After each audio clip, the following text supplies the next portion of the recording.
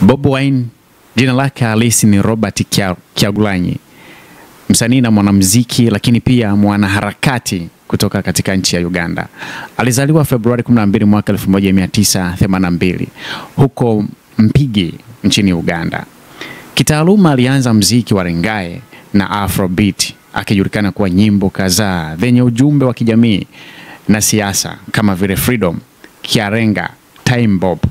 Aliingia katika siasa mwaka 2017 alipochaguliwa kuwa mbunge wa Kyandondo East kupitia chama chake cha People Power Movement na baadaye kikawa National Unity Platform NUP. Bobi Wine katika harakati zake amejipambanua kama mpinzani mkubwa wa Rais Yoweri Museveni, akipigania haki za wananchi, demokrasia na mabadiliko ya uongozi nchini Uganda. Bobi Wine amekuwa na ushawishi mkubwa kwa vijana wanaotamani mabadiliko na utawala nchini Uganda. Amekuwa mfano wa watu wengi wanaotaka kubadilisha uongozi, na nyimbo zake za kisiasa au za ushawishi zimekuwa ni moja ya mbinu ambayo anatumia kufikisha ujumbe katika jamii. Kwa nini amekuwa mpinzani mkubwa wa Yoweri Museveni? Bobi Wine amejipambanua katika mambo haya. Kwanza, ameanza kumpinga Yoweri Museveni kupitia katika utawala wa muda mrefu. Yoweri Museveni amekuwa madarakani tangu mwaka 1986, akikaa madarakani zaidi ya miaka 35. Ukosefu wa demokrasia. Bobi Wine anadai uchaguzi wa Uganda sio haki na huru, na mara nyingi zimejaa vitisho, ukandamizaji na upinzani, lakini pia udanganyifu wa kura zenyewe. Bobi Wine ameenda mbali na kusema kwamba ufisadi na matumizi mabaya ya madaraka nchini Uganda.